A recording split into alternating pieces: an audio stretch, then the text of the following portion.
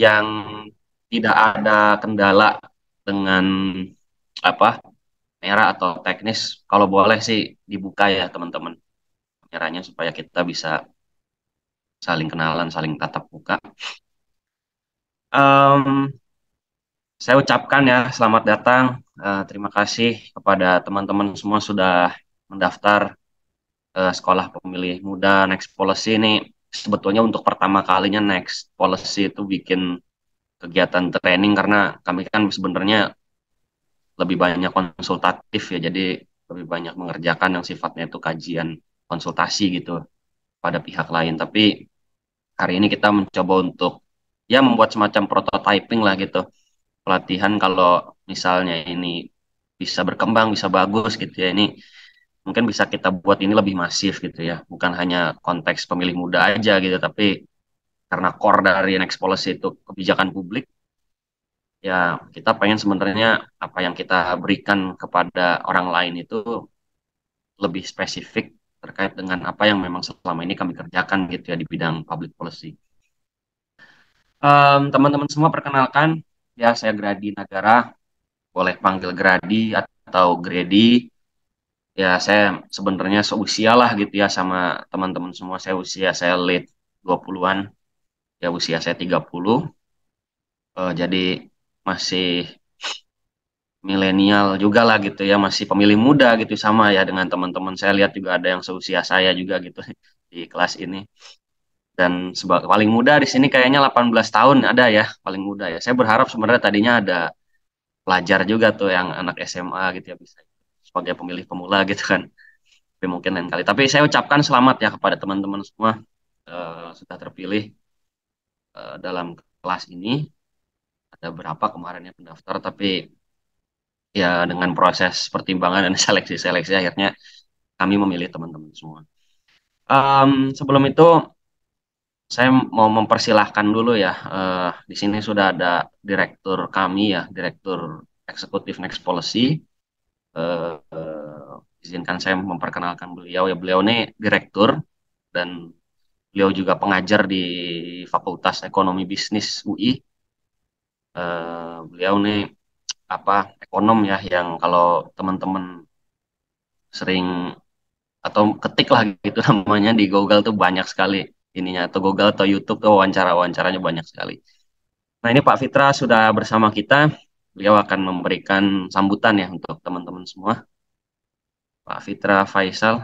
Nah, silakan Pak Fitra untuk, atau Mas Fitra lah ya gitu ya karena ini muda, untuk bisa ngasih sambutan buat teman-teman semua. Silakan Mas. Oke ya, Assalamualaikum warahmatullahi wabarakatuh. Selamat pagi teman-teman sekalian. Terima kasih Gradi, terima kasih dia juga teman-teman di sini. Terima kasih sudah hadir ya di acara perdana kami ini untuk sekolah muda. Eh, dan mudah-mudahan ini akan kemudian berkembang menjadi lebih besar lagi dan mengajak dan menyertai teman-teman yang lain juga ya. Jadi sebagaimana yang tadi disampaikan oleh Gradi bahwa sebenarnya kita ingin mengajak apa namanya dari Sabang sampai Merauke gitu ya. Tetapi karena keterbatasan kapasitas, keterbatasan waktu dan juga yang lain-lain, maka kita juga harus melakukan proses seleksi. Tapi anyway, intinya adalah ilmu itu berkembang, ilmu itu harus disampaikan. Saya sebagai pengajar juga punya kewajiban ya untuk menyampaikan apa yang saya tahu dan seringkali juga apa yang kita tahu ternyata ketika kita berinteraksi dengan orang lain itu juga banyak ketidaktahuan. Jadi dari sini kita bisa melakukan interaksi, iterasi. Ya. Di sini kita sebagai fasilitator, ya mungkin judulnya memang pengajar, tapi sebenarnya kita juga belajar juga dari teman-teman sekalian, ya dari pengalaman-pengalaman di lapangan, juga kemudian apa namanya ilmu-ilmu yang juga teman-teman sekalian miliki sebelum datang ke sini.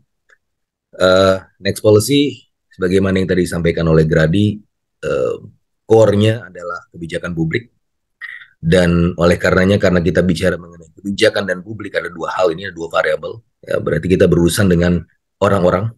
Kalau kita berurusan dengan orang-orang, berarti kita juga harus mengajak serta orang-orang yang banyak untuk tidak hanya untuk menyebarkan dan menyampaikan manfaat dan kebaikan, tetapi juga kita ingin mendapatkan manfaat dan kebaikan itu juga dari teman-teman sekalian, karena kita ingin membawa ini bersama-sama, tidak sendirian, tapi kita ingin mengajak teman-teman semua untuk bersama-sama berpartisipasi untuk proses pengambilan kebijakan, untuk proses kepemimpinan dalam konteks hari ini dan seterusnya dan seterusnya. Kenapa pemilih muda? Karena kita melihat bahwa masa depan Indonesia adalah di tangan orang-orang muda. Uh, Kalau kita bicara 2045, berarti yang mengisi 100 tahun Indonesia merdeka 2045 tidak jauh dari sekarang, 20-an tahun lagi. Nah, itu adalah posisi-posisi atau periode yang seharusnya diisi oleh teman-teman sekalian di sini. Nah, ketik partisipasi yang paling mungkin yang paling awal atau yang paling mudah yang teman-teman bisa lakukan adalah untuk memilih pemimpin.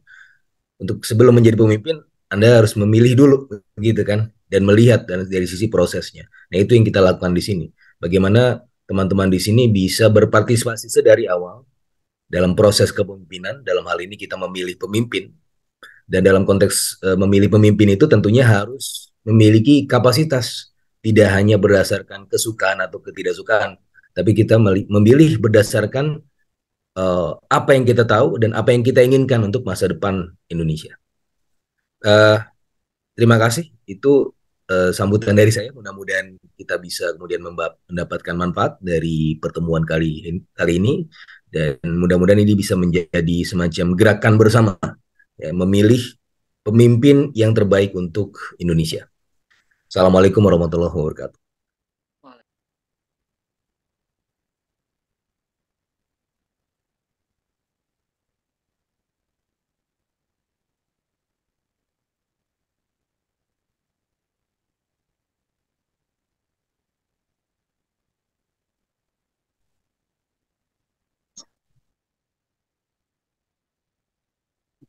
Um, Hari ini kita akan bicara soal, saya akan sampaikan pengantar ya.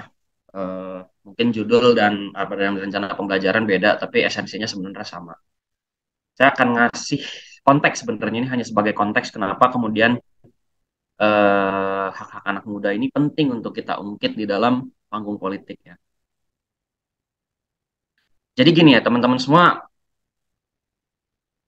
kita tahu ya bahwa sensus penduduk ya 2020 yang dilakukan oleh BPS setiap 10 tahun ya, kalau kita lihat komposisi demografi ini publikasi terbuka, sebenarnya teman-teman juga bisa cek di website BPS langsung, tapi ini saya ngambilnya dari media gitu ya biar simpel aja, udah dijadikan grafik. Sebetulnya secara komposisional ya, presentasi penduduk generasi muda itu kalau kita acuannya Undang-Undang Kepemudaan sebetulnya sih kalau tidak salah 16 sampai 30 tahun ya kalau dari sisi undang-undang. Tapi kalau kita bicara soal kohort ya, kohort itu artinya pembagian generasi ya, pembagian usia itu yang mungkin teman-teman mengenal istilah generasi Z, milenial, generasi X, baby boomer, atau sekarang ada istilah post Gen Z ya untuk anak-anak yang lahir setelah tahun 2010-an. Itu secara komposisional gitu ya, secara komposisi itu Gen Z yang mereka lahir tahun 97 gitu ya sampai dengan 2012, dan milenial yang lahir dari tahun 81 sampai 96 itu mereka dominan gitu ya angkanya. Secara angka mereka dominan. Makanya kenapa kemudian kita disebut sudah masuk ke era namanya bonus demografi. Jadi bonus demografi itu adalah kondisi demografi di mana kelompok usia produktif ya. Kelompok usia produktif itu sebetulnya usia 15 sampai 60 tahun, sebutan usia produktif. Itu lebih besar secara komposisi itu dibandingkan dengan kelompok non produktif gitu ya. Makanya dalam statistik demografi itu dikenal dengan istilah rasio dependensi, rasio ketergantungan. Ya, jadi rasio ketergantungan itu adalah rasio antara kelompok produktif. Ya, kelompok produktif itu artinya kelompok yang mereka bekerja, menghasilkan value, menghasilkan nilai ekonomi, dan mereka lah yang akan menanggung beban. Makanya disebut dengan dependensi ya, orang-orang yang non produktif baik secara langsung maupun tidak langsung gitu ya. Secara langsung itu artinya beban dalam tanda kutip ya, ini beban tidak tidak artinya negatif, misalnya beban untuk menanggung ekonomi keluarganya, anaknya misalnya, atau orang tuanya gitu ya misalnya. Dan ini kita secara komposisional besar ya, Gen Z milenial ya, kalau secara komposisi itu bisa angkanya itu 50%-an ya gitu ya, bahkan 60% angkanya secara demografi Indonesia. Jadi memang angkanya besar sekali dari sensus 2020. Nah, sementara kalau kita lihat dari sisi komposisi pemilih mudanya ya, pemilih ya, komposisi pemilih yang di grafik sebelah kiri yang teman-teman lihat dari data indonesia.id itu, kalau diproyeksikan secara kelompok usia itu ternyata kelompok ini nggak kelihatan ya ininya. Tapi sebenarnya yang paling bawah ini itu adalah usia-usia muda. Jadi pemilih muda sebutannya. Sebenarnya pemilih muda tuh dia karena disebut milenial itu kan sekarang usia milenial itu sampai dengan 38 39 ya sebenarnya. Dan mereka itu dominan dari pemilih pemula itu 17 tahun di tahun 2024 sampai paling enggak eh, usia 39-an lah gitu. Tapi sebenarnya secara komposisi 17 sampai 30 ini juga besar angkanya. Ini saya izin menggunakan istilah-istilah Gen Z milenial walaupun teman-teman harus tahu ya istilah ini sebetulnya risetnya itu di US ya. Jadi bagian tahun-tahun seperti ini itu US. Jadi mungkin akan ada penyesuaian dan akan ada ketidakcocokan karena ini kan basis dari pembagian generasional ini kan karena adanya digitalisasi ya. Misalnya milenial dan Gen Z itu mereka disebut sebagai digital native gitu ya, warga asli digital. Tapi ini kita pakai gitu untuk memudahkan aja sebenarnya secara pembagian.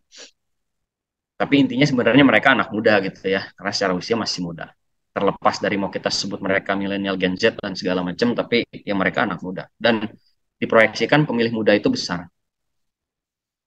Nah ini menarik ya teman-teman semua kalau kita lihat sebenarnya apa sih yang mereka pikirkan gitu ya. Kita coba lihat survei, misalnya Deloitte ya, nih survei global.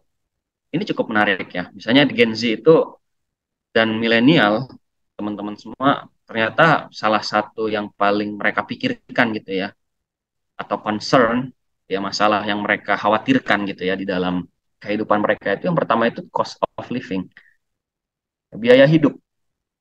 Ini menarik sekali teman-teman semua. Kenapa? Karena nanti saya akan ceritakan bagaimana kekhawatiran-kekhawatiran yang mereka rasakan ini sebenarnya akan berkaitan dengan kondisi yang sifatnya itu struktural gitu ya. Jadi ada biaya hidup. Yang kedua itu kalau di Gen Z itu ada climate change sama gitu ya, di milenial juga sama gitu, iklim, terus bahkan mereka ada kekhawatiran terkait dengan unemployment. Unemployment itu artinya pengangguran gitu ya, tidak bisa bekerja, kondisi kesehatan, bahkan di sini isu kesehatan mental itu naik ya, termasuk yang tinggi di kalangan Gen Z. Ini concern semacam ini ya teman-teman itu bukan concern yang hadir tiba-tiba gitu ya, jadi dia bahasanya itu bukan sesuatu yang muncul dari ruang hampa gitu ya, tapi ada konteks di mana yang membuat gitu ya anak-anak muda ini punya pemikiran-pemikiran seperti ini. Ini secara global. Tapi kalau kita lihat sebenarnya misalnya di Indonesia ini surveinya CSIS 2022 kemarin, ini menarik sebenarnya ketika misalnya ditanya apa isu-isu strategis anak muda itu yang paling pertama itu ternyata ngomonginnya masalah kesejahteraan gitu ya, masalah ekonomi. Jadi kalau tadi secara global itu ngomong cost of living itu kan kesejahteraan sebenarnya biaya hidup, sebenarnya juga sama gitu ya konsentrasi di anak muda Indonesia itu ya milenial dengan gizi itu juga sama gitu. Mereka punya ada konsentrasi ke masalah kesejahteraan. Makan yang kedua itu ngomongnya lapangan kerja gitu ya. Jadi masih sangat berkaitan dengan nasib kehidupan mereka, nasib kehidupan kita. Baru ada korupsi, demokrasi, kesehatan, lingkungan gitu ya. Memang ada perbedaan antara Indonesia dengan global ya. Jadi kalau karena tadi global, memang climate change gitu atau isu lingkungan itu naik gitu ya cukup tinggi. Tapi di kita tidak terlalu tinggi walaupun awareness itu ada, tapi konsentrasi kita itu justru lebih ke kesejahteraan.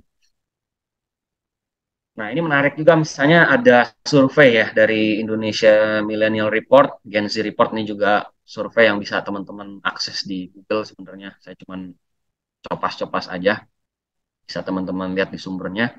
Ini menarik sebenarnya. Ini juga sama. Jadi konsekuensi dari kekhawatiran akan biaya hidup teman-teman semua itu ternyata prioritas pertama itu mereka pengen higher income gitu ya, higher income, pengen mengejar pendapatan yang lebih tinggi. Dan mereka ingin itu, salah satunya mereka ingin menabung ya, dalam apa namanya, menabung atau menginvestasikan harta mereka itu untuk kebutuhan di masa depan. Ini hasil survei. Tapi yang menarik teman-teman semua untuk konteks Indonesia, jadi kalau misalnya ada yang menganggap bahwa Gen Z dan milenial ini nggak peduli orang tua dan segala macam, saya kira salah gitu ya, karena ternyata mereka punya concern untuk membahagiakan orang tua gitu kan. Tapi tetap gitu, yang pertama itu mengejar pendapatan yang lebih tinggi. Nanti saya akan cerita kenapa kemudian ini penting gitu ya, kenapa konsentrasi ini hadir. Ini menarik ya, di Gen Z teman-teman semua, itu ada kecenderungan, ternyata semakin usia muda itu kecenderungannya itu adalah pengen eh, memundurkan usia pernikahan gitu ya. Jadi menurut Gen Z itu idealnya itu adalah orang nikah itu ya di 26 sampai 30 tahun gitu ya. Jadi bahkan lebih lebih apa namanya, lebih tua gitu ya, eh, rentang idealnya dibandingkan dengan generasi di atasnya gitu. Kalau orang tua kita gitu dulu mungkin misalnya nikah di usia 20-an awal itu hal yang wajar misalnya, atau bahkan di usia belasan akhir gitu ya. Tapi Gen Z sekarang itu berpikir bahwa idealnya itu 26 sampai 30. Ini juga bukan sesuatu yang tiba-tiba gitu ya. Ini ada kaitannya dengan tadi misalnya konsentrasi mereka ke cost of living, ya masalah beban hidup dan segala macam. Ini konteks-konteks seperti itu tuh hadir sebenarnya dari pemikiran semacam ini. Dan yang menarik teman-teman semua, itu walaupun saya kira nggak dominan, sebenarnya ke awareness gitu ya, kesadaran untuk pernikahan tanpa punya anak itu juga meningkat. Ini menarik sekali teman-teman. Bahkan di kalangan Gen Z itu, dari survei random yang dilakukan IDN itu, ada sekitar 48% ya, ada keinginan gitu ya, dari mereka untuk membangun pernikahan tanpa punya anak. Ini kita nggak bicara soal moral ya, kita nggak bicara soal agama, tapi ini bicara soal data empirik yang terjadi ini seperti ini.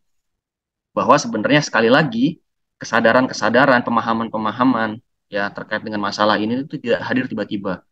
Kenapa misalnya Gen Z dikatakan generasi strawberry, misalnya generasi yang lembek dan segala macam, dikit-dikit mental health, dikit-dikit mental health, itu bukan sesuatu hal yang datang tiba-tiba ya. Saya akan ceritakan bagaimana sebenarnya situasi hidup antar generasi itu berubah. Dan kita harus sadari bahwa kondisi kehidupan dari generasi ke generasi itu tidak membaik ya teman-teman semua. Nah, ini konteks kedua ya. Ini konteks ketiga. Ini juga penting. Perubahan sosial. Dulu itu sebelum era digital itu ada satu konsep namanya itu mass society gitu ya. Masyarakat massa. Jadi dulu itu zaman-zaman orang tua kita gitu ya dulu ya.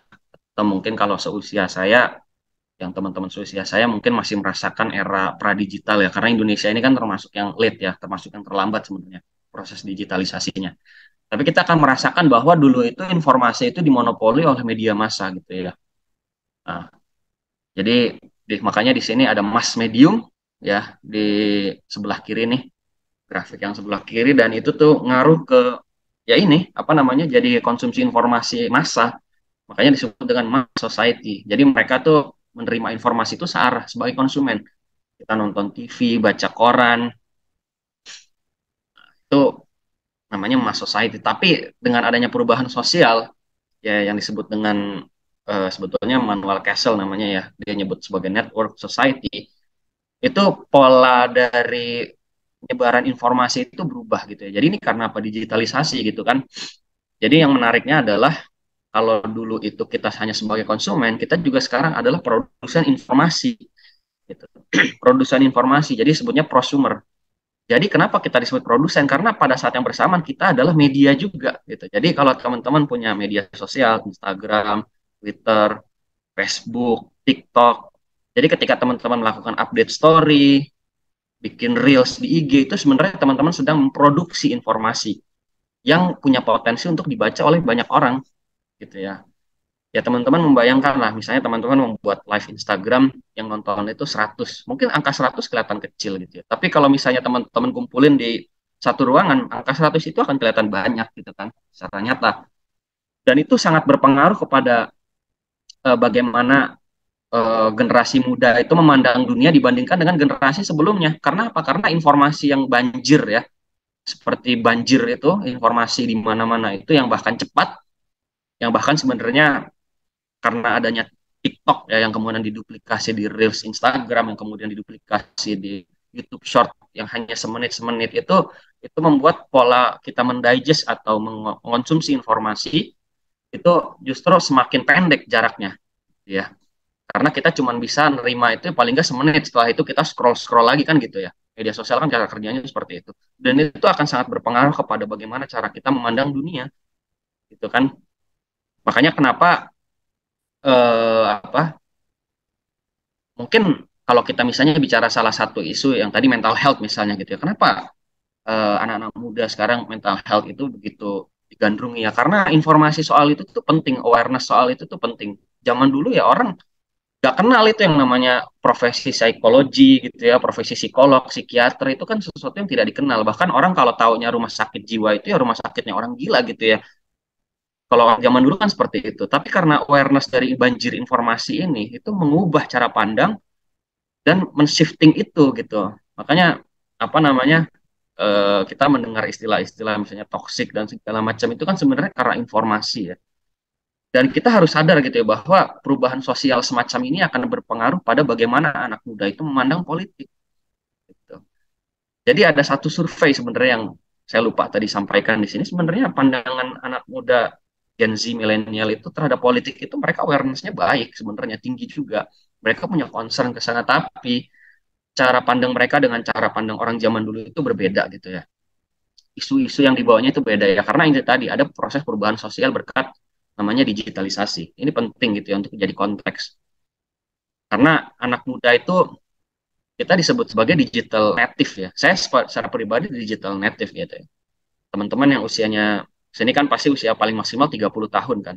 Kita tuh sebetulnya masih hitungannya native. Kenapa native? Karena kita born, kita lahir, walaupun lahir itu belum ada teknologi digital, tapi kita itu hidup ketika masih mudanya itu berdampingan dengan teknologi digital gitu ya punya smartphone saya punya smartphone itu memang baru kuliah gitu tapi karena saya masih muda adaptasi saya terhadap teknologi digital terhadap internet itu cepat gitu kan dan apa dibandingkan dengan orang tua kita itu beda sekali gitu mereka itu disebut dengan imigran kenapa disebut imigran karena mereka berpindah dari media komunikasi lama dengan menuju media komunikasi baru makanya kenapa teman-teman ketika ada orang tua kita gitu misalnya kebingungan atau minta dibikin akun Facebook, kebingungan dengan handphonenya dan minta teman-teman ya teman-teman harus sabar-sabar gitu berhadapan dengan mereka gitu ya karena bermigrasi gitu ya berpindah dari pola lama yang media komunikasi lama ke yang baru itu butuh waktu gitu ya dan orang tua itu lebih sulit untuk bisa beradaptasi dengan hal itu dibandingkan dengan kita yang masih muda dan kita juga harus pahami bahwa itulah kenapa berita bohong dan hoax itu lebih banyak memakan korbannya itu justru di orang tua sebetulnya ya karena cara mereka mendigest menelan informasi itu seperti cara mereka membaca koran cetak jadi Anda bayangkan media online yang clickbait yang cuma berapa paragraf itu dibaca oleh orang tua itu seperti cara mereka membaca koran cetak zaman dulu jadi ditelan mentah-mentah gitu kan karena mereka anggap ya informasi itu benar padahal era digital network society ini informasi itu bisa datang dari manapun ya validasi informasi itu tidak bisa terkontrol gitu ya karena semua orang bisa memproduksi informasi itu bahkan teman-teman kan bisa membuat website sendiri bisa membuat blog sendiri gitu ya yang bentuknya itu udah kayak bentuk jurnalistik gitu ya bentuk media gitu kan gitu ini penting sebagai konteks gitu ya nah ini yang penting juga teman-teman semua yang keempat ya ini ada konteks struktural nah saya akan menjelaskan konteks struktural ini dan sebenarnya konteks perubahan sosial yang itu tadi kemudian memunculkan anak-anak muda yang berpikir soal kekhawatiran akan masa depan, soal hidup, kesejahteraan mereka, soal pekerjaan mereka, soal karir mereka, ya, soal kenapa kemudian awareness soal child free itu bisa muncul, soal awareness kenapa menikah itu lebih baik di usia yang lebih tua dibandingkan dengan buru-buru menikah itu muncul. Karena sebenarnya ada konteks tadi ya. Perubahan sosial menuju digitalisasi, banjir informasi itu memberikan kontribusi besar sebenarnya terhadap bagaimana mereka memandang hidup mereka.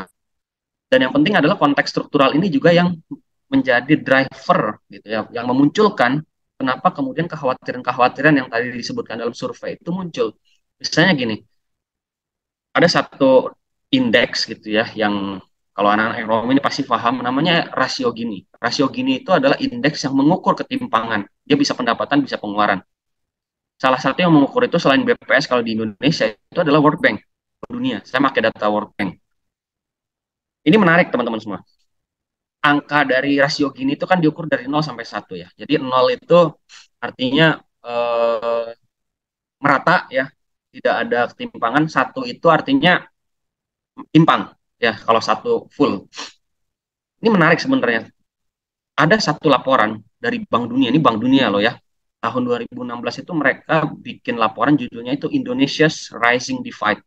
Ya, Indonesia's Rising Divide tahun 2016. Intinya itu ada laporan itu berbicara soal ada tren di Indonesia itu ketimpangan itu meningkat. Jadi kalau misalnya teman-teman lihat di grafik yang sebelah kiri, saya ngambil termin waktunya itu 98 karena 98 itu fase di mana Orde Baru jatuh, kita masuk era demokrasi. Itu menarik sebenarnya. 98 ini perlahan membaik gitu ya karena eh, indeks gini kita turun. Tapi kemudian dalam 10 tahun teman-teman bisa lihat ini ada tren, ini ada garis tren yang titik-titik ini, ada tren line itu ada peningkatan gitu ya. Ada peningkatan. Bahkan ini kan diperparah dengan adanya COVID ya. Ada peningkatan. Dan peningkatannya cukup cukup besar sebenarnya karena kalau kita lihat ini bisa hampir menyentuh angka 40 walaupun sekarang trennya bukan tren sih, artinya angkanya turun lagi. Tapi kalau kita lihat tren lainnya itu ada peningkatan. Artinya apa? Artinya ada peningkatan ketimpangan di Indonesia. Ini ada satu laporan nih dalam bahasa Indonesia juga saya kira ini bisa dibaca gitu ya, judulnya itu meluasnya ketimpangan di Indonesia. Ini tahun 2015 bahkan mereka bikin sebelum laporan itu dirilis gitu ya. Jadi menariknya adalah World Bank itu menyoroti sebenarnya dalam 15 tahun, dalam 2 dekade gitu ya, itu pertumbuhan ekonomi itu menguat sebenarnya. Ya, kita membanggakan itu sebenarnya kan, ekonomi tumbuh 5%, 6%, 7%. Tapi problemnya adalah kata World Bank ya gitu ya, sebagian besar dari manfaat pertumbuhan itu hanya dinikmati oleh kalangan elit. Oke, itu masalahnya. Yang menarik dari pesan utama dari World Bank ini adalah semakin besar masyarakat Indonesia berpendapatan semakin besar masyarakat Indonesia berpendapatan, distribusi pendapatan Indonesia sangat tidak setara gitu ya. Jadi ada ketimpangan pendapatan di situ kan. Dan sebenarnya ini penting untuk bagaimana addressing kebijakan itu harus mengurangi ketimpangan ini. Dan kita harus juga menyadari bahwa problem ketimpangan ini teman-teman semua itu sebenarnya berkaitan dengan worriness gitu ya, kekhawatiran-kekhawatiran hidup gitu ya. Ini penting, ini konteks strukturalnya. Um, ada satu konteks struktural lagi yang menarik sebenarnya. Mungkin teman-teman tahu data global wealth ya. Jadi data global wealth itu melihat bagaimana kekayaan itu tersebar gitu ya. Jadi ada tahun 2018 ya, bahkan ini sebelum COVID, itu 1% gitu ya orang terkaya di Indonesia, 1% loh orang terkaya di Indonesia itu mereka menguasai 48% ya dari total kekayaan nasional. Jadi Anda bayangkan kalau misalnya kita lihat proporsinya, saya pernah menghitung misalnya dari Forbes gitu ya. Forbes itu kan dia punya merilis tuh kekayaan orang-orang terkaya di Indonesia itu 50 orang-orang terkaya di Indonesia itu kalau disandingkan dengan PDB per kapita itu gapnya itu bisa hampir 700 ribu kali lipat gitu. Jadi Anda bayangkan gitu ya, orang terkaya di Indonesia itu kalau dibandingkan dengan orang yang bawah itu kalau di satu orangnya itu bisa ratusan ribu kali lipat kekayaan dari orang miskin, orang di bawah itu untuk bisa menyaingi kekayaan orang yang paling kaya. Ini ketimpangannya memang parah gitu ya.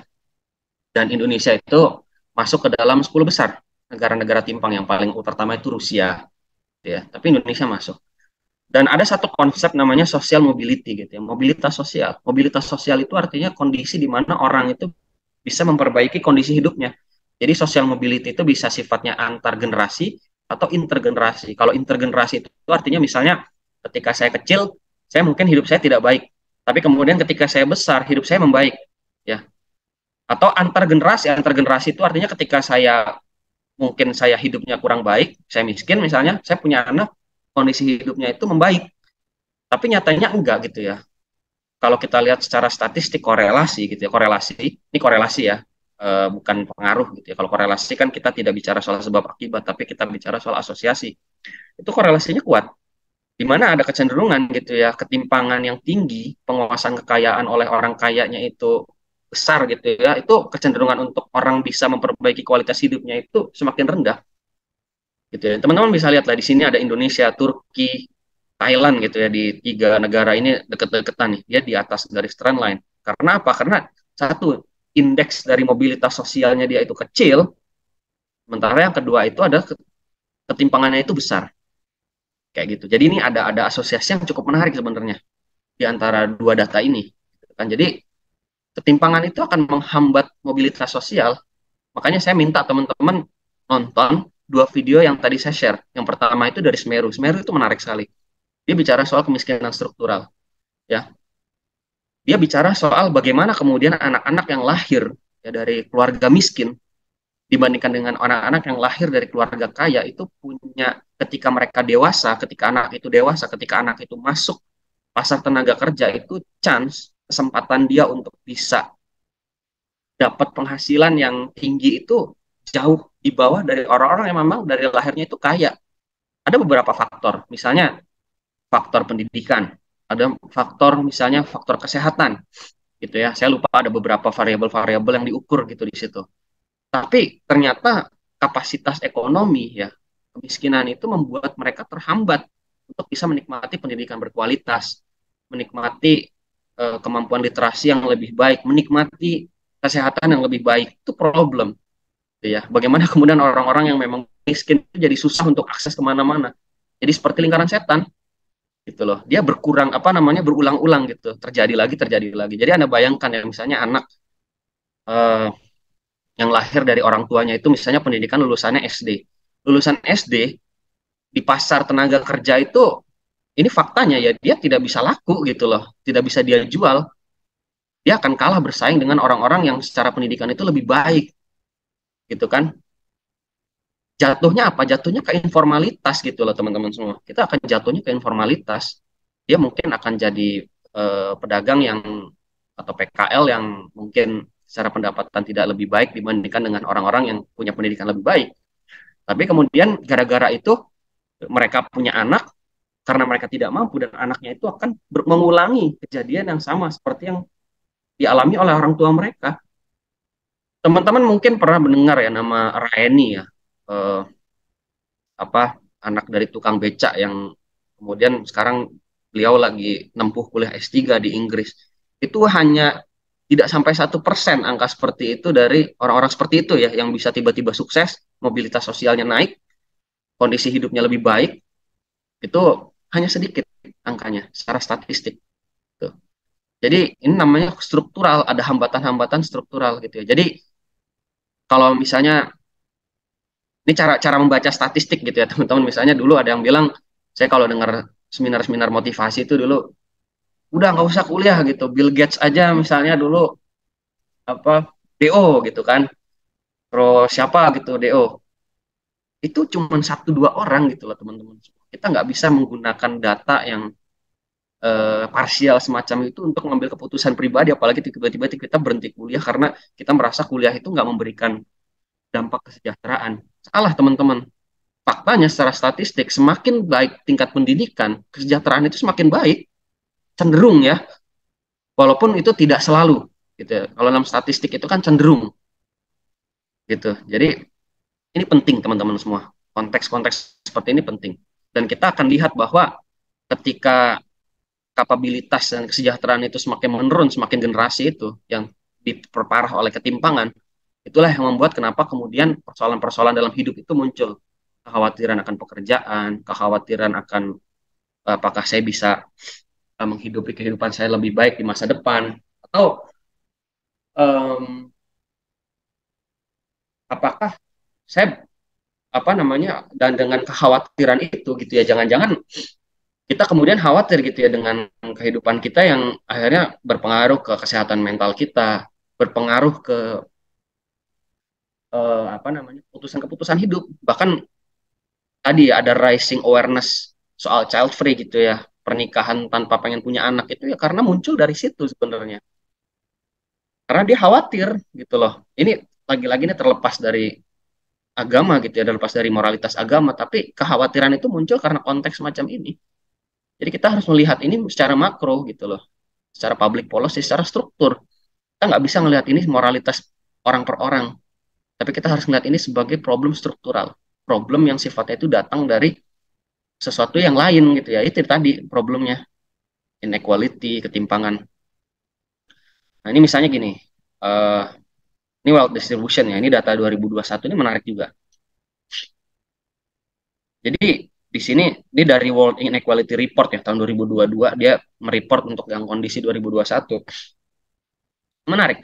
Orang terkaya 10% ya, 10% yang mengisi top 10, sorry bukan top 10, top atas gitu ya, top atas 10% orang-orang kaya dari populasi, itu dia sebenarnya menguasai 60% total kekayaan rumah tangga. Itu termasuk ini ya financial asset atau termasuk non financial asset, rumah, tanah. Di Jabodetabek itu harga tanah gila-gilaan mahalnya teman-teman semua. Kenapa? Kenapa misalnya orang tua kita zaman dulu itu, terutama mungkin yang di Pulau Jawa gitu ya, kenapa orang tua kita zaman dulu itu lebih mudah membeli rumah dibandingkan dengan kita? Karena harga harga rumah dan harga tanah di zaman kita ketika anak muda itu lebih gak masuk akal dibandingkan dengan di zaman dulu. Orang-orang zaman dulu itu ya sebagian-sebagian orang itu membeli besar banyak-banyak gitu ya, tanah berapa hektar, rumah, apartemen mereka beli, yang kemudian ketika ownership-nya di mereka, kita susah untuk mengakses itu. Ini kenyataannya seperti itu gitu ya. Jadi 10% orang-orang kaya itu menguasai 60% kekayaan nasional. Anda bayangkan gitu ya kondisi seperti ini. Dan biasanya kita ya orang-orang miskin, orang-orang susah itu kan suka disalahin gitu ya, ngotorin lingkungan, jadi problem kekumuhan dan segala macam. Misalnya di tabel 2 ini menarik sebenarnya soal jejak karbon. Kenyataannya teman-teman semua, itu orang-orang top 1% lah orang-orang yang paling merusak lingkungan. Kenapa? Lihat jejak karbon yang mereka berikan ya secara share ya, share persentasenya itu 40% itu dari orang kaya, mereka yang punya mobil, mereka yang punya kendaraan-kendaraan bagus. Ya sekarang tuh lagi rame apa yang punya Rubicon, tiba-tiba pada bingung tuh kan orang-orang pajak dikejar-kejar kayak gitu cuman gara-gara masalah anak kecil gitu ya yang melakukan tindakan kekerasan, tiba-tiba itu muncul tuh mereka yang menyumbang pencemaran lingkungan tuh mereka dibandingkan dengan. Menarik ya waktu COVID kemarin tuh ada pernyataan dari pejabat publik misalnya, orang miskin jangan menularkan penyakitnya ke orang kaya. Itu kan stigma itu selalu muncul gitu ya, selalu orang miskin yang salah gitu. Padahal COVID itu munculnya dari mana? Orang kaya yang bisa bepergian ke luar negeri, siapa yang bawa-bawa penyakit itu? Orang kaya. Orang miskin naik pesawat aja mungkin susah gitu, harga tiket mahal. Itu ya. Jadi ini konteks struktural sebenarnya. Nah, ini menarik ya. Ada satu report juga di Jakarta Post gitu ya. Ini saya mungkin persingkat. Ada tahun 2020 ya. Ini tahun 2020 ini menarik ya teman-teman semua. Kenapa? Karena milenial Gen Z itu selalu diasosiasikan dengan orang yang melek digital dan segala macam. Tapi kalau kita lihat lebih dalam, itu sebenarnya mereka tuh banyak yang tidak beruntung secara hidup. Jadi kita ya teman-teman semua, kalau dari data ini, orang-orang yang menikmati pendidikan tinggi kita di sini nih, ya berdua puluhan orang ini, itu kita masuk ke dalam 15%-an orang-orang beruntung yang bisa menikmati pendidikan tinggi. Sebagian besar orang-orang sosial kita itu mereka cuma mentok lulusan SMA atau SMK atau sederajat. Bahkan masih ditemukan gitu ya di 20% itu sekolah dasar SMP. Pertanyaannya teman-teman semua dengan lulusan SMA, apakah mereka bisa bersaing di pasar tenaga kerja? Apakah mereka bisa mendapatkan pekerjaan baik? Atau jangan-jangan karena pasar tenaga kerja nggak bisa menyerap mereka, mereka tersesat ke informalitas. Jakarta itu pertumbuhan ekonominya itu besar sekali. Menyumbang PDB nasional itu besar. Tapi Anda bayangkan 50% warga Jakarta itu mereka bekerja di sektor informal. Sektor yang angkanya itu tidak terhitung dalam hitungan PDB. Mereka tidak terlihat gitu ya, maksudnya informal.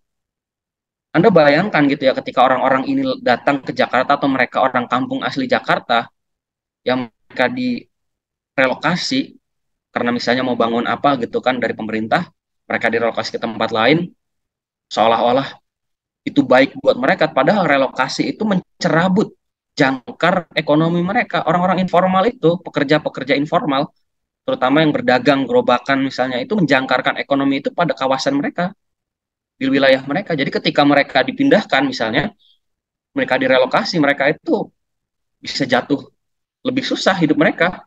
Walaupun ada kompensasi ganti rugi, mereka dipindah ke rumah susun misalnya. Tapi mereka kehilangan banyak gitu. Mereka nggak bisa menghidupi kehidupan mereka. Itulah informalitas kenyataan kita. Dan itu banyak dari milenial dan Gen Z. Anak-anak muda nih kan usia 20 sampai 39 ya. Itu usia-usia milenial, Gen Z. Dan itu cuma 15%, hampir 15%. Angka yang bisa menikmati pendidikan tinggi. Bahkan masih ada 1% gitu ya yang nggak mengenyam pendidikan sama sekali. Tapi paling besar SMA. Ini problem gitu teman-teman semua. Kita bicara soal pangan. Ini saya overview karena ini akan jadi pengantar buat pembahasan kita di kelas-kelas berikutnya. Penderita kekurangan gizi kita itu tinggi di kawasan Asia Tenggara. Angkanya itu bisa sampai 17,7 juta. Pak, saya lupa menampilkan data, ada data bagus dari Kompas itu menampilkan ketimpangan akses pangan bergizi. Pangan bergizi itu artinya dia sebenarnya bukan makanan mewah ya, tapi panganan bergizi itu memenuhi standar gizi lah kira-kira secara kesehatan. Dan ternyata itu timpang angkanya. Bahkan di Pulau Jawa gitu ya, itu masih tinggi angkanya. Bisa dicek nanti data Kompas kalau tidak salah itu. Itu bisa di atas 50-an%. Ini luar biasa sekali gitu ya, penderita kekurangan gizi kita tinggi. Ini struktural. Persoalan makanan ini persoalan seperti rantai gitu ya teman-teman semua. Jadi ini akan ngaruh ke kecerdasan, akan ngaruh ke bagaimana kita bernalar, akan ngaruh ke bagaimana anak itu mengenyam pendidikan gitu ya. Jadi ini sebenarnya saling berkait. Nah, terus konteks kelima kita bicara demokrasi ini saya sekali lagi uh, overview aja. Ini yang menarik ya kalau kita bicara demokrasi. Kalau tadi kita bicara soal masalah-masalah sifatnya struktural gitu yang berpengaruh pada kehidupan mereka, sebenarnya kita bicara demokrasi. Karena demokrasi ini bicara soal bagaimana kesejahteraan itu didistribusikan kan. Politik itu kan sebetulnya esensi dari politik itu kan adalah kepentingan publik gitu ya. Bagaimana eh, barang dan jasa publik itu terdistribusi secara adil. Dan demokrasi itu adalah salah satu sistem yang dianggap bisa memenuhi kriteria itu. Dan ini menarik secara global, misalnya kita lihat secara data secara global. Polarisasi itu meningkat gitu ya. Ini faktor dari digitalisasi sebenarnya. Terus freedom of expression ya, kebebasan berekspresi. Negara-negara dunia itu meningkat, menurun. Gitu, karena banyak yang ternyata jatuh ke otoritarian lagi gitu kan. Apakah ini kemudian demokrasi mundur gitu ya? Saya singkat-singkat aja. Misalnya ini ada buku eh, yang baru dirilis tahun 2020 soal kemunduran demokrasi. Jadi demokrasi itu eh, ada spektrum gitu di mana dia demokrasinya demokrasi. Sebenarnya demokrasi itu bukan hanya demokrasi liberal ya. Ini justru banyak kritik sebenarnya dari konsep demokrasi liberal. Tapi nanti ini mungkin Mbak Delia ya yang akan banyak cerita soal ini ya. Tapi saya akan kasih overview aja bahwa ini ada kemunduran. Jadi ada kecenderungan ke arah demokrasi kita elektoral. Demokrasi elektoral itu artinya apa? Artinya adalah walaupun pemilu itu bisa diselenggarakan free and fair, tapi masalahnya adalah kebebasan kita itu sebagai warga negara itu berkurang. Nanti mungkin Mbak Delia nanti di minggu depan bisa banyak cerita soal soal ini gitu, masalah demokrasi. Nah, ini ada kecenderungan democratic backsliding ya dalam pengelolaan negara misalnya ini yang sebelah kiri ini sebenarnya tipologi tipologi kemunduran demokrasi ya. Jadi ada yang sifatnya non elektoral, ada yang sifatnya tradisional, misalnya kayak di Thailand, di Filipina itu ada kudeta misalnya, kudeta militer gitu ya, beneran gitu. Jadi ada militer turun eh, ke jalan gitu, bawa-bawa senjata dan pasukan itu ngepung istana dan segala macam, itu kudeta. Atau kudeta berbasis janji gitu ya. Kalau Thailand itu kan militer itu berjanji memperbaiki demokrasi misalnya setelah kudeta, tapi kan nyatanya enggak. Atau ada juga yang sifatnya tradisional tapi lewat elektoral. Itu biasanya manipulasi hasil pemilu. Indonesia itu sebenarnya manipulasi hasil pemilu itu tidak ada. Saya bicara ini karena by data itu kita tidak punya data empiris gitu yang mengatakan bahwa memang pemilu itu dimanipulasi. Karena nyatanya secara elektoral demokrasi kita, pemilu ya terutama pemilu kita itu masih terselenggara dengan baik. Oke, itu ya. Tapi kita punya problem kemunduran demokrasi. Utamanya adalah yang non elektoral. Ada namanya konsep penggelembungan demokrasi. Penggelembungan bukan sorry, penggelembungan eksekutif. Ya, penggelembungan eksekutif ini sebenarnya simply itu adalah proses pelemahan sistem check and balances. Ya, kalau anak ilmu politik mungkin tahu ya bahwa konsep demokrasi itu kan bekerja dengan adanya check and balances ya. Fungsi dari lembaga legislatif itu kan kalau di konstitusi itu kan melakukan pengawasan ya terhadap eksekutif. Tapi misalnya dengan eksekutif yang memasukkan seluruh partai yang harusnya jadi oposisi misalnya di lembaga legislatif itu dikasih kue jadi menteri, jadi komisaris dan segala macam, itu bagian dari bentuk dalam tanda kutip itu dibungkam gitu kan, dikasih kue. Orang kalau udah dikasih kue udah kenyang itu ya dia nggak mau kritik. Anda dikasih duit, Anda mungkin akan cenderung jadi apa namanya subsistem dari orang tersebut gitu, karena Anda nggak mungkin kan mencak-mencak di depan orang yang Anda itu terima uang darinya gitu loh. Dan itu real gitu ya. Dan ini menarik ya, saya misalnya nyebut ya Hakim MK itu dalam tanda kutip itu diamankan. Kenapa? Coba cek misalnya ketika kemarin Undang-Undang Cipta Kerja di judicial review gitu ya, orang yang menerima apa hakim yang menyatakan bahwa Undang-Undang Cipta Kerja itu inkonstitusional bersyarat itu kan dicopot, diganti. Bahkan ada pernyataan anggota dewan itu menyatakan kekecewaannya gitu ya bahwa hakim MK itu tidak bisa menjalankan amanat dalam tanda kutip, sekali lagi amanatnya legislatif sebagai produk pembuat hukum. Kan itu kan kacau ya logika seperti itu. Anda kalau ngomongin trias politika, yudikatif itu kan dia harus terbebas dari intervensi politik manapun, itu kan. Ini problem gitu ya. Dan termasuk sebenarnya ya saya harus akui ini di media sosial ini luar biasa sekali gitu ya, polarisasi lewat influencer buzzer, dia menyebarkan fitnah, menyebarkan berita bohong, bahkan kadang-kadang menjustifikasi tindakan anti demokratis. Saya yakinlah teman-teman pasti kadang-kadang mungkin ikut komen dan kebawa emosi gitu ya. Tapi ini real nyatanya dan ini pasarnya ada dan mereka dibayar orang-orang seperti ini. Walaupun saya nggak tahu ya secara yang bayar siapa dan segala macam, tapi ini real ada gejala, sebagai gejala dia ada. Nah ini tapi kita juga harus sadar, ini saya kasih konteks global, misalnya di Amerika gitu ya. Di Amerika Serikat itu menarik sebenarnya ketika demokrasi itu gagal memberikan kesejahteraan gitu ya, demokrasinya mereka gitu kan. Sebenarnya bukan demokrasinya sih, tapi kepemimpinan mereka itu gagal dalam memberikan kesejahteraan, itu muncul distrust. Anda lihatlah, distrust itu menurun gitu ya. Apa kepercayaan masyarakat itu menurun. Ini di US. Nah, ini ada data namanya Edelman Trust Barometer ya. Jadi ini menarik sebenarnya. Indonesia itu beda gitu dengan negara-negara barat. Ada namanya gelombang distrust di negara-negara Eropa, Amerika. Jadi Anda bayangkan dari hasil survei itu 50% lebih masyarakat itu nggak percaya presiden. Bayangkan aja. Itu kan kacau. Presiden macam apa nggak dipercaya oleh sebagian besar masyarakat. Tapi itu tidak terjadi di Indonesia gitu kan. Ternyata timur sama barat itu beda gitu ya. Karena kepercayaan sama pemerintah itu justru datangnya dari negara-negara yang punya value ketimuran yang lebih baik gitu kan. Misalnya India dengan value yang dia punya gitu, Indonesia dengan value yang dia punya. Walaupun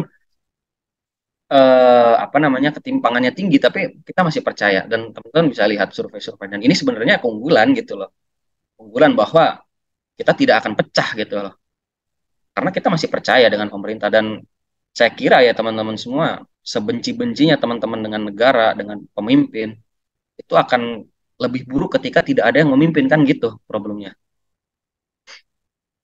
Nah Apa yang menyebabkan distrust nih? Saya eh, lagi-lagi singkat-singkat aja. Misalnya gini ya, ada distrust karena lemahnya performa institusi dalam merespon krisis ya. Krisis ekonomi, kemiskinan. Anda jangan bayangkan orang-orang bule itu hidupnya sejahtera, ya. Ketimpangan mereka meningkat ya. Di US itu parah. Mungkin teman-teman yang pernah ke luar negeri, misalnya ke New York gitu ya, di US itu banyak gembel gitu loh di pinggir-pinggir jalan. Sama sama kayak kita gitu loh. Mereka minta-minta, bahkan mereka mabuk-mabukan, kriminalitas tinggi. Padahal itu di negara yang katanya paling maju gitu. Tapi ketimpangannya tinggi. Terus ada guncangan global, resesi, migrasi, disinformasi, COVID itu cukup memukul telak pemimpin gitu loh untuk bisa apa? Untuk bisa membawa kesejahteraan buat masyarakat, karena ketika pemimpin itu berhadapan dengan krisis itu pilihannya berhasil atau enggak gitu. Ketika mereka tertatih-tatih itu bisa turun, dan itu terjadi di negara-negara barat. Polarisasi, termasuk meningkatnya ketimpangan ya. Jadi kecenderungannya itu kalau ketimpangan itu meningkat, itu akan terjadi distrust dan ketidakpercayaan, termasuk bisa potensinya pada perpecahan. Jadi Anda itu, teman-teman semua, Anda itu tidak bisa bertoleransi ketika ada hanya sebagian kecil orang yang kenyang, sementara banyak orang itu lapar. Anda bayangkan secara global, orang-orang kaya itu kekayaannya meningkat saat COVID. Di Indonesia itu, orang-orang terkaya itu, kekayaannya itu meningkat bisa sampai 50%. Meningkat loh, kekayaan mereka. Dan pada saat yang bersamaan, di Indonesia itu ada 2 juta orang, ya penduduk miskin itu yang jatuh ke kemiskinan ekstrim. COVID itu kan luar biasa ya, dan saya kira mungkin kita semua, teman-teman ada yang terdampak, entah orang tua, entah kita sendiri, di PHK, pekerjaan hilang, pendapatan hilang, kita jadi tiba-tiba yang mungkin hidupnya biasa-biasa aja, tiba-tiba jadi orang susah. Anda bayangkan ada segelintir orang kaya di masa COVID itu meningkat kekayaannya secara drastis. Anda bingung nggak? Saya aja bingung gitu loh ngeliat itu. Tapi itu real. Dan ini jadi sumber perpecahan gitu ya teman-teman. Jadi kalau negara kita mau jadi negara kesatuan gitu yang bersatu, maka keadilan semacam ini tuh harus ada dulu gitu. Orang mungkin akan susah bertoleransi ketika dia lapar. Bagaimana saya bisa bertoleransi terhadap orang lain ketika saya lapar sementara dia itu kenyang gitu loh. Dia bisa makan enak, dia bisa menikmati rumah yang baik, pendapatan yang baik, penghasilan yang baik, sementara saya susah. Kecenderungan ya, lagi-lagi ini kecenderungannya adalah akan timbul perpecahan gitu. Nah, ini misalnya kegagalan-kegagalan pemimpin yang muncul ini ya, pemimpin-pemimpin inkompeten gitu ya, kayak Donald Trump di US, Boris Johnson ini kan pemimpin-pemimpin yang ya harus diakui mereka gagal gitu loh, tidak bisa memimpin. Donald Trump itu kan dengan segala apa namanya narasi-narasinya itu deglobalisasi dan segala macam gitu. Boris Johnson kemarin tuh di bawah 3 ini kan mereka tuh parah ya. Ketika krisis COVID itu mereka bahkan lebih parah dari kita gitu loh. Penyebarannya, angka kematiannya, mereka gagal gitu ya. Tapi mereka bisa dapat posisi kepemimpinan apa karena kepemimpinan sebelumnya itu gagal dalam memberikan keadilan, kesejahteraan. Nah, ini kita bicara soal risiko ya. Di masa depan ada satu report yang menarik sebenarnya secara global, namanya Global Risk Report. Ini yang kami lakukan sebenarnya, saya pribadi di Bersama Indonesia ya, di artikel. Ada menarik sebenarnya. Jadi dia menilai, melakukan survei gitu ya terhadap para expert di masing-masing negara, apa kira-kira risiko yang paling berpengaruh gitu terhadap masa depan bangsa, baik jangka pendek maupun di jangka panjang. Ternyata persepsi, ini persepsi gitu ya, ini ngomongin persepsi risiko yang kemudian disurvei kepada para expert, para pakar, itu konsisten di 2021 di 2022. Yang pertama itu adalah lingkungan yang rusak akibat perbuatan manusia. Yang kedua itu adalah utang, krisis utang, debt crisis. Ini dibandingkan dengan nih data dibandingkan dengan Asia Tenggara. Kenapa kemudian dari dua ini bisa sangat berpengaruh gitu ya terhadap misalnya gini lingkungan. Ada asosiasi menarik gitu ya antara ada data namanya Environmental Performance Index gitu ya. Indeks performa lingkungan. Jadi seberapa baik kondisi lingkungan. Jadi Anda bayangkan ada kecenderungan di mana semakin baik performa lingkungan di suatu negara gitu ya, dia akan semakin baik pembangunan manusia. Pembangunan manusia itu kan elemennya kalau cek aja BPS itu kan sebenarnya tiga ya. Yang pertama itu pendidikan, kedua itu kesehatan, yang ketiga itu adalah kalau tidak salah itu kehidupan yang layak misalnya. Nah, teman-teman bayangkan semua lingkungan yang rusak itu akan berpengaruh pada pendidikan kita, akan berpengaruh pada kesehatan kita. Ya kan Anda bayangkan polusi udara yang masif, misalnya kemarin beberapa kali Indonesia itu dihadang dengan asap gitu ya, kebakaran hutan asap, degradasi lingkungan, merusak kualitas udara, terus kemudian apa namanya bencana alam yang tidak termitigasi dengan baik itu kan akan berpengaruh pada kesehatan kita. Angka kematiannya tinggi, sekolah-sekolah rusak, secara kualitas hidup kita menurun, tiba-tiba miskin. Makanya dia asosiatifnya kuat gitu ya antara pembangunan manusia sama lingkungan. Jadi lingkungan ini aspek penting ya. Nah, ini menarik misalnya nih kita bicara risiko ini walaupun datanya Amerika Serikat ya ini menarik. Dia membandingkan 2000 sampai 2020. Itu adalah kenaikan harga gitu ya. Anda lihat ini kasus US ya. Saya kira mungkin di Indonesia kejadiannya ada agak-agak mirip walaupun mungkin secara angka bisa berbeda ya. Ini menarik loh. Peningkatan dalam 20 tahun terakhir itu peningkatan harganya itu di basic need semua, kebutuhan dasar. Anda bayangkan pelayan rumah sakit tiba-tiba mahal, meningkat 200% harganya. Pendidikan tinggi, terus tiba-tiba medical care service, terus food, termasuk rumah. Ini kebutuhan-kebutuhan dasar semua gitu ya. Yang menurun itu lihat tuh televisi ya karena kan orang sekarang demand ke televisi menurun ya karena ada digital. Tapi menariknya adalah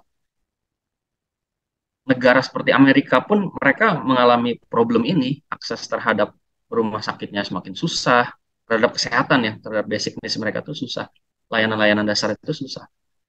Dan Anda bayangkan teman-teman semua ketika negara ini gagal dalam memenuhi kebutuhan itu dan membiarkan akses yang berkualitas itu menurun, itu bisa berpengaruh pada kualitas hidup anak muda kita.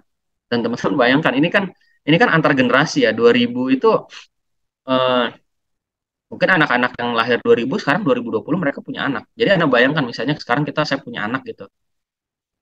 Atau simpel lah gitu. Teman-teman yang punya anak gitu kan.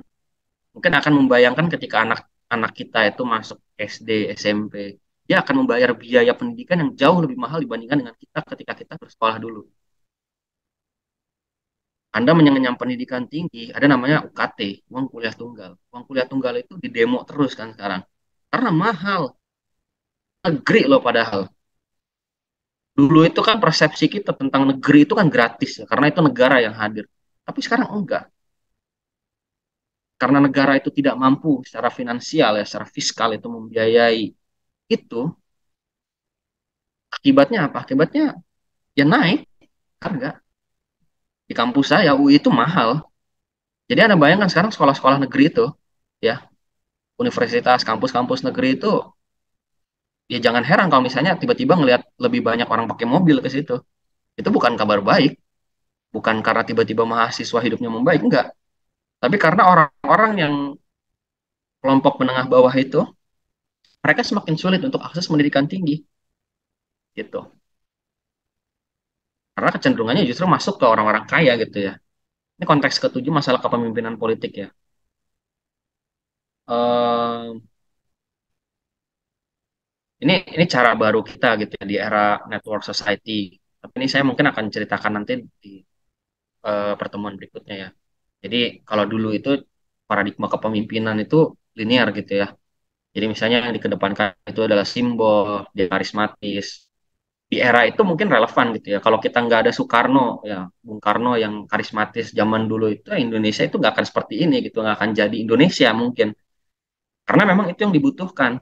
Simbol itu dibutuhkan dulu gitu. Sebagai bangsa kita butuh simbol, kita butuh narasi besar, kita butuh orang yang karismatis gitu ya, orang yang punya kemampuan. Anda bayangkan ya ada orang seperti Bung Karno gitu yang dia bisa pidato di lapangan Ikada, itu kan antara dia nekat sama memang terampil gitu loh. Dia agitator dan Bung Karno itu punya itu. Makanya dia cocok jadi presiden pertama Indonesia setelah kemerdekaan karena bangsa kita butuh seperti itu gitu loh. Terlepas dari berbagai kekurangan gitu ya. Tapi Anda suka tidak suka, Bung Karno itu bisa menjadikan Indonesia itu sebagai Indonesia gitu ya.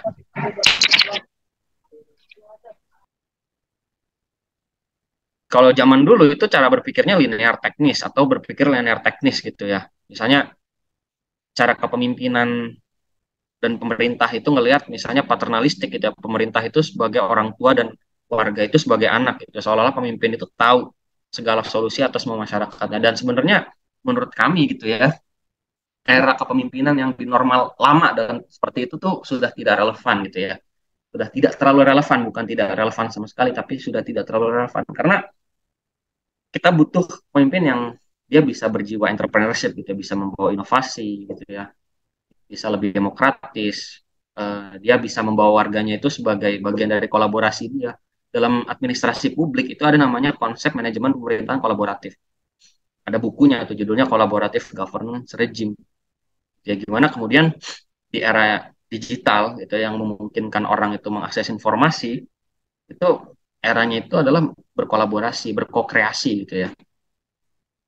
Nah, ini model manajemen pemerintahan yang baru dan kita butuh sebenarnya pemimpin yang macam seperti ini. Tidak hanya di level nasional sebenarnya, tapi di level lokal, legislatif gitu ya. Nanti kami akan ceritakan bagaimana ini dari faktor-faktor penting. Terus kemudian, nah ini imajinasi masa depan Indonesia ini kami bikin buku. Saya Mas Fitra sebenarnya juga salah satu penulis soal uh, Indonesia 2045 gitu. Makanya tadi Mas Fitra nyinggung 2045 karena ya kami membuat buku ini kemarin di Iluni ya. Kami membayangkan gitu tentang masa depan Indonesia dan imajinasikan masa depan Indonesia itu seperti apa. Dan menurut kami hal yang paling penting itu adalah sebenarnya kita balik lagi kepada konstitusi kita. Konstitusi visi negara kita itu udah final gitu ya. Dengan adanya undang-undang dasar, dengan adanya Pancasila itu udah final, itu udah clear, udah jelas gitu loh. Pancasila kita nyebut lima sila, konstitusi kita menyebut visi bangsa itu udah jelas. Dan saya kira itu nggak perlu kita cari-cari lagi, itu kita gali dari situ gitu kan. Itu yang penting. Visi kita kan negara Indonesia yang merdeka, bersatu, berdaulat, adil dan makmur kan itu yang pengen kita capai. Pertanyaannya apakah ini sudah tercapai apa belum kan itu. Kalau belum ya kita usahakan. Nah, ini juga pengantar penting ya karena nanti setelah liburan Idul Fitri kita akan bicara soal public policy. Nanti saya akan sampaikan soal ada namanya capability approach ya. Ada buku bagus dan teman-teman ekonomi pernah dengar nama Amartya Sen. Dia bikin buku judulnya Development as Freedom, bahwa sebenarnya esensi utama dari pembangunan itu adalah ya pemenuhan utama atas kebutuhan dasar. Jadi pembangunan itu bukan dilihat semata dia gitu ya dari angka PDB kita, angka pertumbuhan ekonomi kita. Karena itu yang justru dikritik Amartya Sen gitu, cara melihat kesejahteraan dari angka itu tidak tidak sepenuhnya bisa demikian. Tapi yang penting itu adalah bagaimana basic needs itu terpenuhi gitu ya. Orang-orang bisa menikmati pendidikan yang baik, semua orang itu bisa menikmati kualitas kesejahteraan yang baik, hidup tidak harus kaya gitu ya, tapi dia bisa hidup layak. Hidup layak itu kan tidak harus kaya. Hidup layak itu ya dia pendidikan layak, dia bisa akses makanan baik, tidak harus mewah, dia bisa akses kesehatannya juga dengan baik, tidak harus layanan mahal kesehatan, tapi dia bisa akses itu dari teman-teman kesehatan mungkin bicara soal promotif, preventif, kuratif, itu mereka bisa mendapatkan layanan itu secara layak. Itu namanya kapabilitas gitu ya, kapabilitas fungsional. Paling tidak ya tiga hal itu gitu ya kalau di perhitungan HDI misalnya Human Development Index ya pendidikan, kesehatan, hidup layak. Misalnya nanti di berikutnya kita akan bicara apakah growth dulu lalu equity, apakah tumbuh dulu baru merata. Orde Baru itu kan pakai yang pertama gitu ya, bagaimana tumbuh pertumbuhan ekonomi dikejar supaya trickle down effect, atau sebenarnya kita butuh yang kita kejar itu adalah kesetaraannya dulu, baru kita bisa bertumbuh. Nanti kita akan bicara soal bagaimana filsafat utilitarianism gitu ya dalam kebijakan publik dan bagaimana Amartya Sen itu mengkritik itu dan bagaimana sebenarnya persepsi soal kemiskinan itu sebenarnya adalah bicara soal kemampuan untuk berfungsi sebagai manusia. Dia tidak punya kebebasan positif. Kebebasan positif itu artinya kebebasan untuk bertumbuh, untuk maju. Dan untuk maju itu ya dari pendidikan, kesehatan, hidup layak. Saya persingkat ya, panjangan saya nih. Ini contoh aja nih sebelum diakhiri. Ini yang menarik ya di Kompas 11 Maret 2023. Anak kita sekolah tapi tidak belajar. Anda bayangkan, akses untuk sekolah itu meningkat tapi dia tidak belajar. Itu gimana ceritanya tuh? Orang bersekolah tapi dia tidak belajar.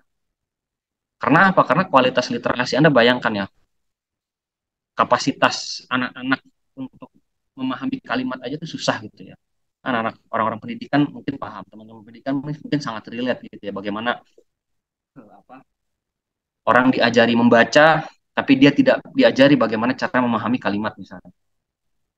Bagaimana dia bisa memahami, dia mungkin bisa menghafal, tapi dia tidak bisa mencerna, tidak bisa mengkritisi.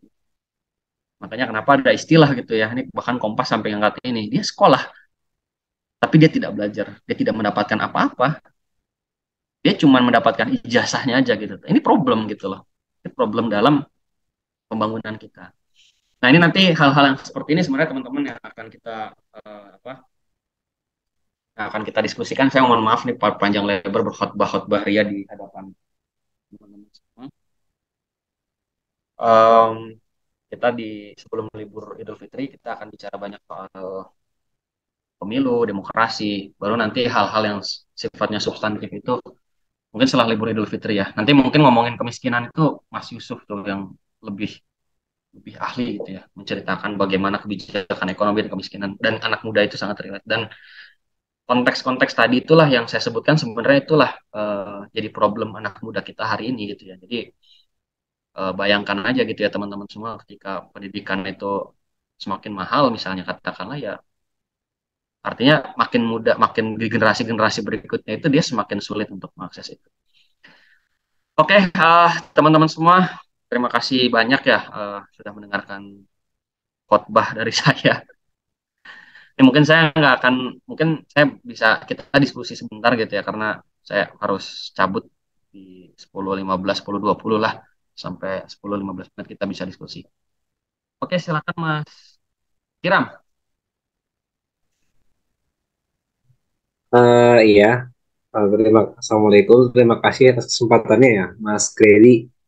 Jujur, ini openingnya sih menarik nih. Saya nggak tahu nanti apakah selama beberapa pertemuan ke depan akan juga banyak insight. Tapi pertama saya tertarik sekali dengan apa yang disampaikan oleh Mas Grady. Sebenarnya saya cukup banyak pertanyaan, teman karena tadi waktu terbatas saya mungkin pilih satu. Sebenarnya ketika kita berbicara masa tadi kan kalau kata Mas Awan Sumber Institute ya, tadi saya coba dengerin, oh mereka tuh menghitung kepintaran matematis, kemudian banyak sekali komponen gitu ya. Jadi kata mereka di akhir, tapi nanti ketika pun anak-anak ini diberikan akses kepada hal-hal tersebut, masa kecil mereka tuh mempengaruhi bagaimana mereka merespon bantuan tersebut. Jadi yang saya simpulkan malah, oh berarti ini mentalitas, mindset gitu ya. Mindsetnya perlu, bukan masalah kadang-kadang akses ada tapi kadang-kadang mindsetnya nggak berubah juga sama aja. Nah, eh, saya lebih nanya sebenarnya ketika kita bilang adalah kemiskinan struktural. Nah, ini itu yang salah tuh apa? Atau nggak misalnya mungkin saya pengen tahu kira-kira apa jadi yang perlu kita perbaiki ya? Apakah sekolah yang perlu kita perbaiki atau pola pemerintahan kita perbaiki atau kita bukan pakai demokrasi lagi atau kayak harus kayak Cina gitu ya yang lebih otoriter tapi pemerintahnya istilahnya mendengarkan aspirasi rakyat dengan cara meng-hire lembaga-lembaga survei gitu ya bukan demokrasi yang orang berpendapat gitu-gitu. Ini apa jadi yang harus kita perbaiki karena juga saya jadi bingung ini kok hal yang sangat kompleks sampai saya juga bingung jadi kita harus mengurai seperti apa gitu. Mungkin boleh Mas Kirby di pendapatnya. Tadi kayaknya ada yang mau angkat tangan juga tuh, biar sekalian aja. Maaf ya. Oh iya bang, Mas Grady tadi juga saya yang ingin bertanya. Hmm. Izin bertanya bang, tadi saya juga pakai laptop, tapi tadi kayaknya koneksinya ada bermasalah jadi pakai HP. Ya, ya. Tadi sempat menarik juga tentang lingkaran struktural juga bang, lingkaran kemiskinan juga. Dan tadi juga di awal Mas Grady juga menjelaskan tentang 3 prioritas Gen Z gitu, tentang merawat orang tua. Saya juga beberapa kali sempat berkomunikasi gitu dengan beberapa pihak seperti sopir angkot dan beberapa bapak yang kerja seperti buruh dan semacamnya gitu. Jadi di sini mungkin mereka mencerita gitu bang, Mas tentang anak-anak mereka yang mereka didik gitu untuk fokus sekolah gitu dan tidak bernasib sama seperti mereka gitu. namun di sisi yang lain anak-anak mereka itu justru lebih memilih untuk bekerja gitu ketika tidak ada masalah di sekolah dan semacamnya, tapi mereka lebih memilih untuk kerja mungkin dan dalam artian mungkin untuk membantu orang tua mereka gitu. Nah, apakah dengan kondisi yang lingkaran kemiskinan struktural tadi juga ada faktor dari tiga prioritas Gen Z tadi gitu, Bang? Karena mungkin beberapa dari kita juga sudah memiliki akses yang lumayan gitu untuk bisa sekolah gratis dan beberapa akses lainnya gitu. Tapi apakah prioritas ini yang akhirnya menjadi lingkaran setan itu kembali? Gitu? Seperti itu, Bang, yang ingin saya tanyakan. Terima kasih. Oke, siap. Ini saya jawab ya. Jadi, kasih banyak ya pertanyaannya. Ini sebenarnya akan hal-hal seperti ini sih mungkin akan kita banyak bahas di setelah liburan itu ya. Karena nanti di pertemuan pertama setelah libur Lebaran itu kita akan bicara soal public policy. Kalau ada public policy itu kita bicara soal pilihan-pilihan, kita bicara lebih teknokratis gitu ya. Tapi gini ya, sebenarnya em, apa kalau kita misalnya bicara soal pendidikan ya, ini aja ya apa namanya jadi bahan renungan kita bersama ya.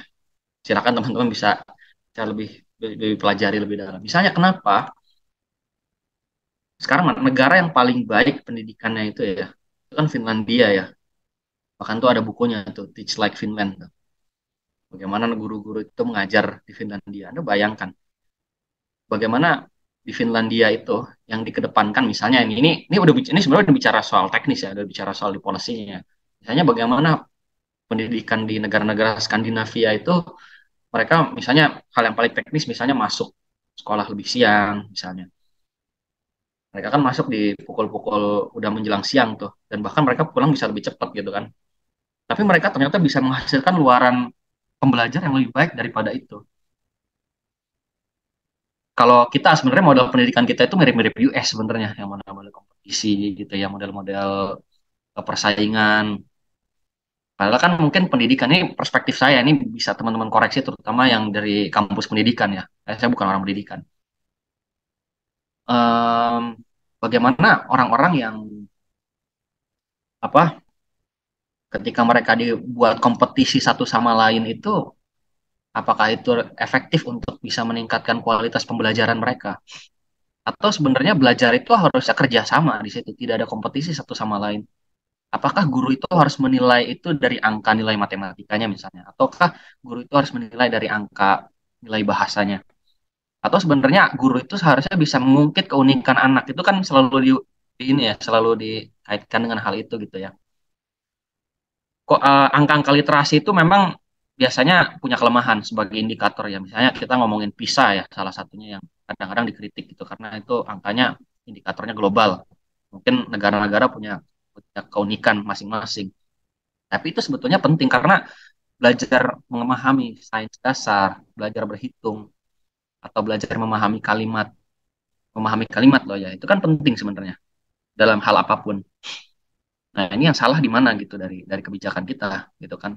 Dan mungkin saya kalau memang teman-teman mau bicara soal pendidikan, saya bisa share ada teman saya di peneliti Semeru itu yang kemarin dia riset soal pendidikan, dia turun lapangan secara kualitatif antropologis ke beberapa sekolah. Mungkin kalau memang mau, saya bisa undang beliau gitu buat cerita soal pendidikan.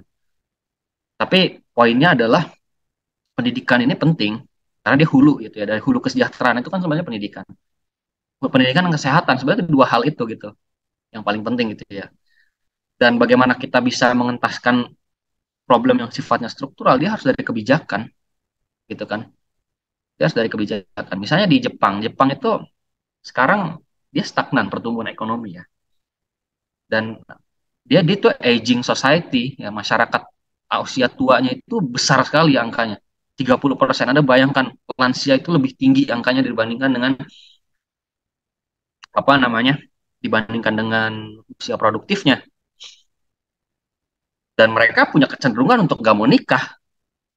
Jadi kalau ngomongin child free itu di negara kayak Jepang, negara kayak Korea Selatan sekarang, dan beberapa negara-negara Eropa yang sekarang krisis usia produktif itu ya karena mereka enggan untuk menikah, enggan punya anak secara massal gitu loh. Udah bukan cuma satu dua orang doang. tapi angkanya bisa 20%, 30% dari populasi. Mungkin itu baik pada saat itu, tapi mereka lupa bahwa ketika negara itu tidak mengatur itu lama-lama ambruk. Jepang itu ketar-ketir gitu ya sekarang dengan aging society. Apakah ini misalnya karena semata mindset orang untuk tidak mau nikah misalnya? Kan enggak juga gitu ya. Mindset mungkin ada berperan. Karena itu agensi gitu ya. Agensi kita untuk berpikir untuk memilih kehidupan. Tapi dia akan dipengaruhi oleh problem yang sifatnya itu juga struktural. Yang itu hanya bisa diintervensi lewat kebijakan. Di Jepang itu supaya sekarang ya, bahkan supaya orang untuk mau punya anak, mau nikah, itu dikasih insentif. Anda bayangkan nikah itu di sana itu dikasih insentif.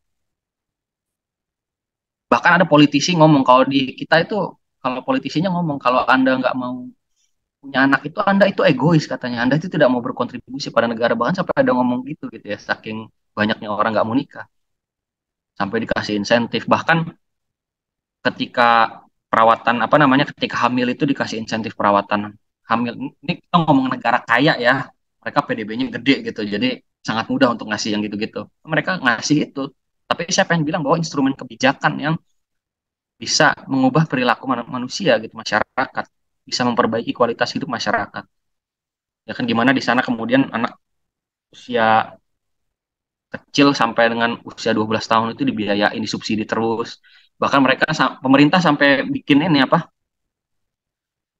um, child care gitu ya daycare Anda bayangkan daycare itu swasta biasa kalau di Indonesia ya Anda punya anak Anda kerja suami istri kerja Anda bisa titipin di sana tuh dikasih sama pemerintahnya gitu supaya lu mau punya anak gitu loh karena itu problem jadi itu instrumen yang masalah struktural itu harus dari kebijakan kita bisa berpikir kita bisa berdebat kebijakan macam apa yang perlu kita address gitu untuk menyelesaikan masalah ini tapi instrumen yang sifatnya masalah struktural dia harus dihadapi dengan instrumen kebijakan gitu ya nah Mas Hazim tadi lupa ininya esensi pertanyaannya yang tadi yang apa yang soal itu ya pilihan tadi ya. Tadi apa Mas ininya Mas? Sorry. Jadi saya lupa ininya.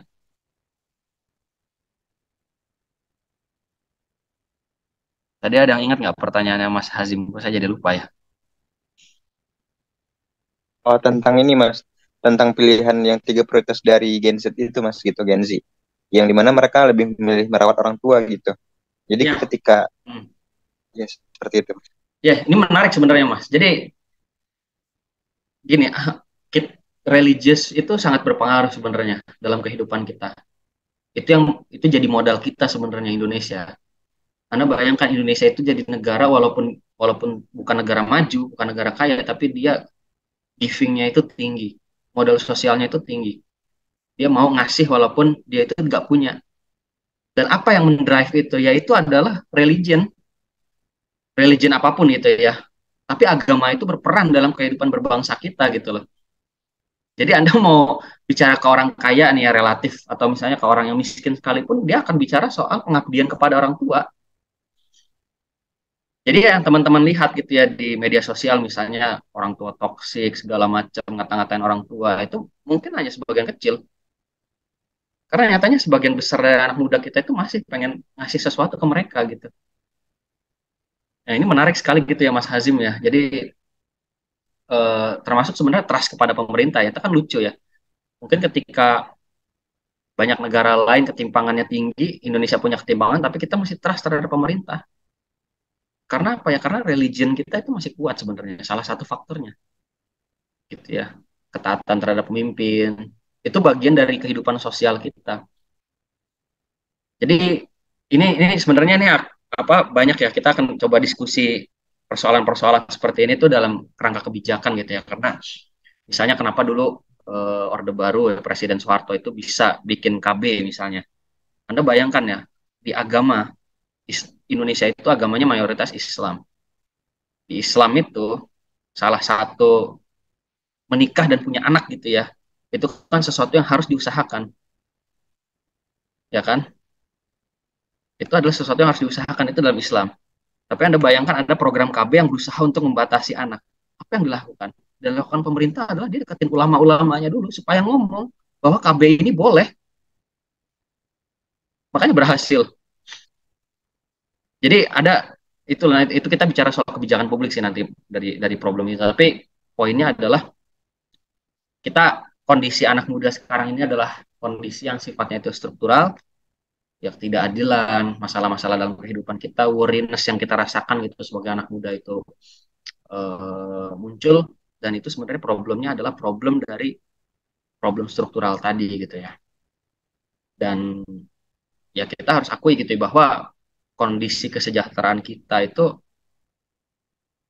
mungkin bisa jadi tidak terlalu lebih baik dibandingkan dengan generasi kita sebelumnya gitu. Antara lebih buruk atau mungkin shifting gitu, berganti gitu, model model kesejahteraannya itu beda lagi. Tapi itu juga itu akan berpengaruh gitu terhadap bagaimana cara kita memandang kehidupan dan bagaimana kita berbahagia dengan hidup.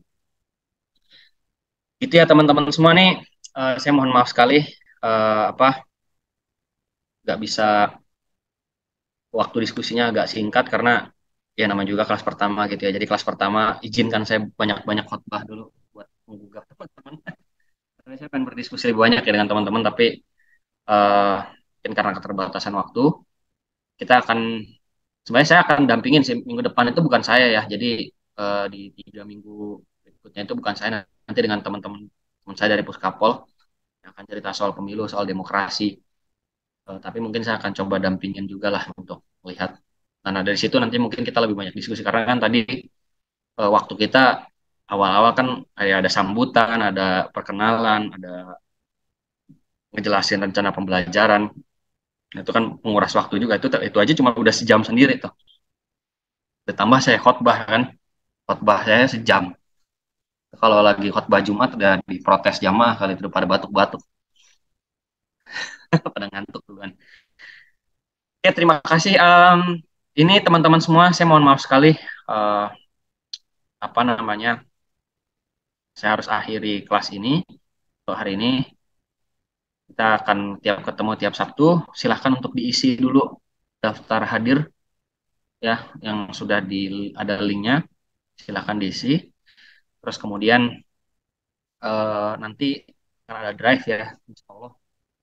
Mungkin ya segera mungkin kami akan share drive-nya, rencana pembelajaran dan termasuk bahan-bahan bacaan ya teman-teman semua, yang bisa teman-teman baca bahan bacaannya.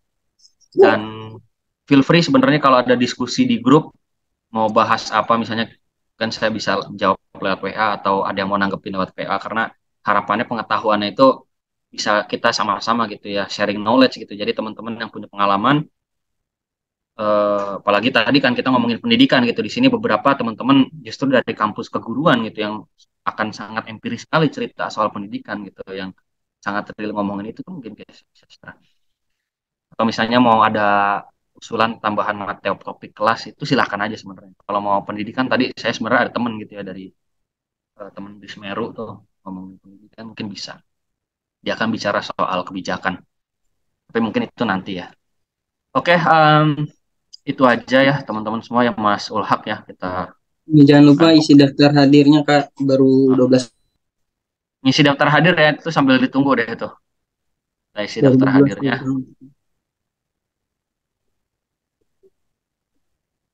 Monggo diisi. Sekitar sekarang hari ini sekitar 23 yang hadir. Ya minggu depan kita di jam sama ya, jam 8. Jadi eh, mungkin kalau mulai minggu depan kita punya waktu diskusi lebih panjang karena eh, materi paling cuma 40 menit, 45 menit. Sisanya itu bisa diskusi lebih lowong. Boleh minta linknya.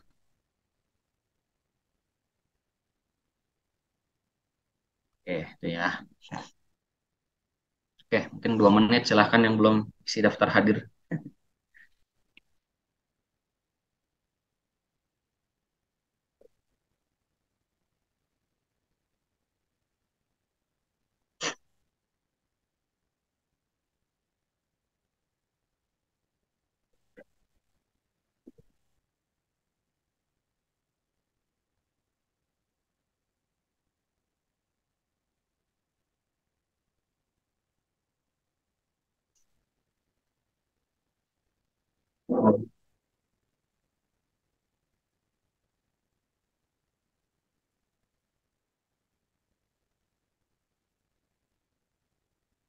Oke, apakah udah semua?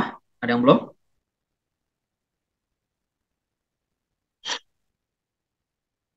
Agak panjang ya, karena teman-teman diminta ngasih feedback juga.